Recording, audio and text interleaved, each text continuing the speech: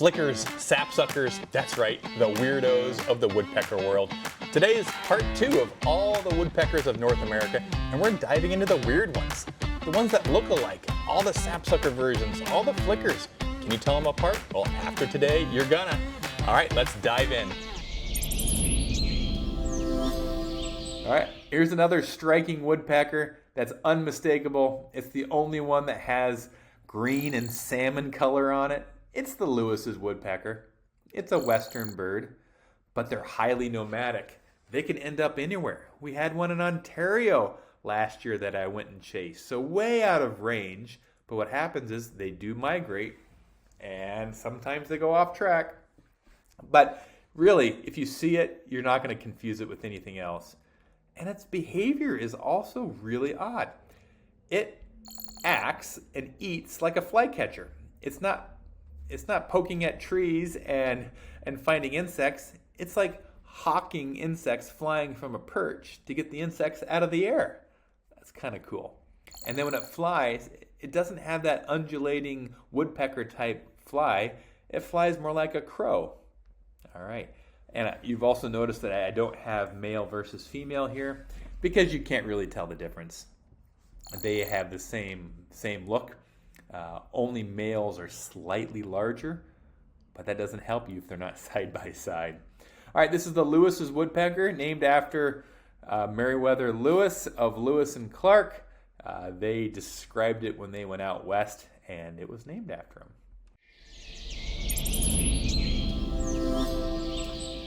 This is an awesome woodpecker, the Acorn Woodpecker. Look at the clown face. The first time you see one of these, you're going to be like, what in the world is that? Beautiful bird out in Arizona, the West Coast, Oregon, California, and New Mexico. They store up their food for the winter. That's right. Look at this acorn, mosaic that they make. And they'll find a tree called a cache tree, and they'll just load it up for the winter. If you see one of these, like sometimes I've seen it on a telephone pole. I've seen it on not a side of a house, but like a barn board. Like they will find any soft wood that they can, make the holes and push in their acorn, and that will allow them to stay put all winter long. Now there's some spots where they still migrate. Most of them stay put, but really high mountains where they can't store enough food for the winter, they will migrate down the mountain. But most of the time, if you see them, they're storing up for the winter.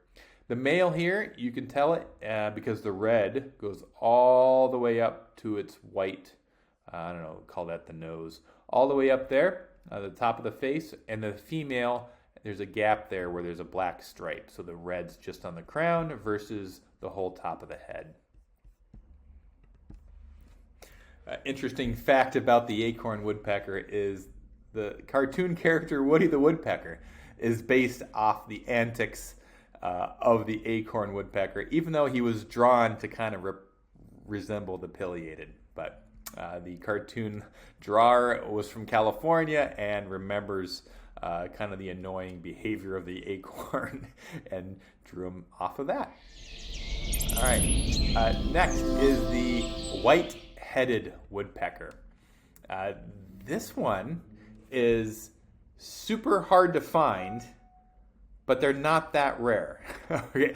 The problem is they're hard to get to. They're really way up high in the mountain pine forests of the West Coast and British Columbia. And they only start appearing when you're above 1,000 feet. So out of the city, way up high. And the most popular spot to see them is in Palm Springs. You take the tram up to the top of the mountain, and there's a bunch of them. So here you can see how they got their name, the white-headed, because they've got an almost all white head. Here's the female, and then the male's got this little red spot here. This is also one of the 3 I haven't seen yet. One day. All right, next is the golden-fronted woodpecker. Now, it kind of looks like the red-bellied at first glance. But the difference is it's in a completely different part of the country. These are found in Texas and Oklahoma, and it's got a bright gold patch on its head instead of red for the female, and gold here with spots of orange and red on the male.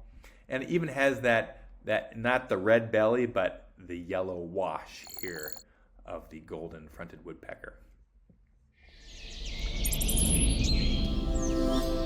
So the next woodpecker, which looks very similar to the golden fronted, is the Gila woodpecker. Some people call it the Gila. I call it Gila, like the Gila monster. They're a Southwest specialty, so think also Arizona, New Mexico, parts of Nevada, and California, maybe into Texas if you're lucky. And the difference there is they've got a tan brown head, and they don't have that golden part, right? So it's kind of a blah, browny, and then like this ladder backed design all the way up. Now, what's different about these guys is they're the ones who are making the holes in the cactus. And why that's important is because in the desert, there's not many birds that are able to make holes for other birds to live in, right? Imagine in the woods, there's holes in trees that are natural cavities that wrens and owls call home, where in cactuses, when there's no trees around, it's the Gila woodpecker that's making those holes that are going to be homes to the small owls, the elf owls, the pygmy owls, and the wrens and the flycatchers that are cavity dwellers. So super important to have some Gila woodpeckers around because their old holes are used by others. They eat insects, they eat fruit. You'll see them, and the difference there is the male's got a red patch on its head where the female doesn't. All right, that was the end of the woodpeckers. Now we're on to the flickers. Now there's a couple types of flickers. There's the most common, which is the northern flicker, and it's split up into two types. There's ones with yellow. We call them yellow shafted because these feathers have a shaft, right, that the feathers come out of, and it's either yellow or they're red. Here's the red and here's the yellow. But it's the same species, right? They haven't split these species. So what you have is in the east, you've got yellow, and in the west, you've got red. So think about where you live. Do you have yellow or red? So where I live in the east, we've got yellow shafted. And they don't really migrate. So we don't really get red shafted flickers in the east, and you don't get yellow shafted out in the west. There's kind of a line down the middle of the countries where that's where they belong. And they hybrid just a little bit. So sometimes you'll see a flicker with some red and some yellow, but that's only if you live right in that hybridization zone. So it's something to look out for. Now, when you're watching these guys, don't look in the tree, look on the ground. Flickers love to feed on the ground. And sometimes you'll even startle them and they'll fly up. And what you'll notice is this white rump. When they're flying away from you, it's what you'll see, right? If it's flying towards you, you'll see the yellow or the red under the wings. But when it's flying away, that rump is the dead giveaway, right? So the males have a mustache right here, a black mustache on the northern flicker eastern bird, right? Black mustache and a red spot on its back of its head. But the females, they also have that red spot. They're missing the mustache. They both have that, we call it a black bib. Imagine a baby wearing a little baby's bib right there. And if you ever have the pleasure of going to a bird banding station and seeing them up close, there's these little feathers near their rump that are shaped like hearts. It's incredible. They're truly heart-shaped, these black dots. It's really pretty. All right, and now let's look at the western bird. So First glance, very similar. The difference is it's got red instead of yellow under its wings. And then, oh wait, that black mustache is now red. So a red mustache instead of a black mustache. Kind of cool. Here are like these heart-shaped feathers again. And that white rump, the diagnostic red rump. All right, look from on the ground. The next flicker is the Gilded Flicker. Now, the Gilded Flicker are desert specialties again. So they are only really in Arizona. They do wander a little bit. I think there was a Utah record last year. But it's different from the yellow shafted flicker by having this tan head. All right, that tan top. And also, the yellow flicker doesn't go into Arizona, right? Because the yellow shafted flicker is an eastern bird. The western flicker is the red shafted. So if you see yellow under the wings in the desert, it's going to be the gilded flicker. All right. The other giveaway is the red mustache here on the male. If you remember, the yellow shafted northern flicker has a black mustache. So those little tips will tell them apart. But if you're in the desert, it's going to be a gilded flicker. Excellent. Now we're on to the last 4 woodpeckers, the sapsuckers. The first sapsucker is an eastern bird, the Yellow-Bellied Sapsucker, also known as the bird to use as an insult to anybody. Yeah, Yellow-Bellied Sapsucker. Sapsuckers are unique where they drill holes for sap. You can see here this picture, and you'll see these holes drilled almost in a straight line around the tree. What happens is this woodpecker, it makes a hole, makes another hole, makes another hole, makes another hole, and then flies away, waits a half hour, and then comes back when the hole is full of sap. That's where it gets its name. And then its tongue laps up the sap for nutrients. Excellent. So if you see a tree that has these types of holes, now you know what kind of woodpecker made them. Birds of the east here, highly migratory. Almost all the yellow-bellied sapsuckers leave the area and go down to Mexico, down in the south, all the way down to Panama. You can tell the difference with the males have this red throat and the red crown, and the females only have the red crown, no red throat. And it gets its name there because, yes, there is a yellow wash over the belly. That's not always visible, but it is. But what you do see is you see this white line on its wings. And at a distance, you see that.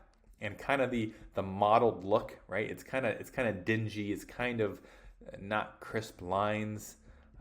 That's a sapsucker. Okay. The next sapsucker is the Red-Breasted Sapsucker. So completely different area of the country. These are on the west coast, right? Oregon, California, Washington. West coast bird. They drill in the same way, right? They drill in lines, wait for the sap to fill up, and then drink up the sap. And what you'll find is that other birds love the sapsucker because they come right behind them and lap up the sap, especially hummingbirds.